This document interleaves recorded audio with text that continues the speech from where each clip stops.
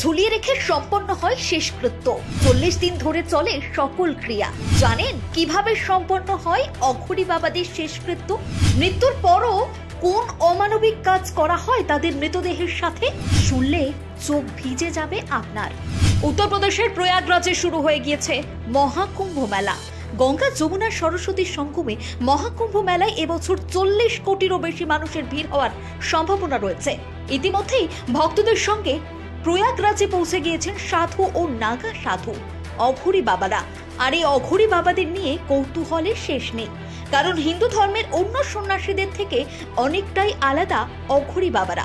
এরা মহাদেবের উপাসক হলেও অঘরী বাবাদের মহাদেবের আরাধনা করার পদ্ধতি অনেকটাই আলাদা। অঘরী বাবারা মূলত শ্মশানেই থাকেন, সারা গায়ে চিতাভস্ম মেখে রাখেন। অঘরী বাবাদের লম্বা চুলও থাকে ছাইয়ে ঢাকা। এদের জীবনযাপন সব সাধু সন্তদের থেকে যথেষ্ট আলাদা। কেমন হয় এদের জীবন ধারণ? অঘরীদের সম্পর্কে বলা হয় এরা ধর্মের রক্ষার জন্য সব সময় প্রথম সারিতে দাঁড়িয়ে থাকেন। বলা হয় যে যখন অঘরী সাধুর মৃত্যু হয় তাদের শরীরের অগ্নি সৎকার বা দাফন করা হয় না, বরং এদের মৃত্যুর পর পদ্মাসনে বসিয়ে সমাধি দেওয়া হয়, যেখানে মাথা নিচে এবং পা উপরে রাখা হয়। এই মৃতদেহ 1 মাসেরও বেশি সময় রাখা হয়, যাতে মৃতদেহে পোকামাকড় পড়ে এবং এটি পচে যায়। এর 1 মাসের পর মৃতদেহ বের করে মাথা ছাড়া বাকি শরীর গঙ্গায় ডুবিয়ে দেওয়া হয়। এমনটা করার পিছনে বিশ্বাস হলো অঘরীর পাপ গঙ্গায় ধুয়ে ফেলা হয়। সেই সাথে এদের খোপড়ের 40 দিন পর্যন্ত ক্রিয়া করা হয় এবং 40 দিন পর তাদের খোপড়িতে মদ ঢালা হলে সেটি লাফাতে থাকে, তাই এটিকে শিকল দিয়ে বেঁধে রাখা হয়। প্রসঙ্গত অনেকে বলে থাকেন অঘরী সাধুরা মৃতদেহের সঙ্গে শারীরিক সম্পর্কে লিপ্ত হন এবং এভাবেই তারা একসঙ্গে শিব ও শক্তির সাধনা করেন।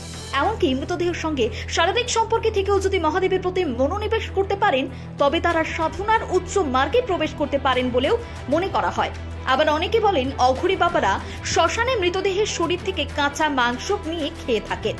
এর ফলে তাদের অঘরী মতে সাধনার ক্ষমতা আরো বৃদ্ধি পায় বলে মনে করা হয়।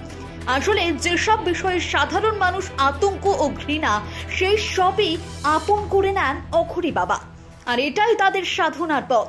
হ্যাঁ, অন্য সাধুদের মতো অঘরী বাবারা ব্রহ্মচর্য পালন করেন না। তারা শুধু মৃতদেহ নয়, জীবন্ত মানুষের সঙ্গেও শারীরিক সম্পর্ক এদের সাধনার অঙ্গ।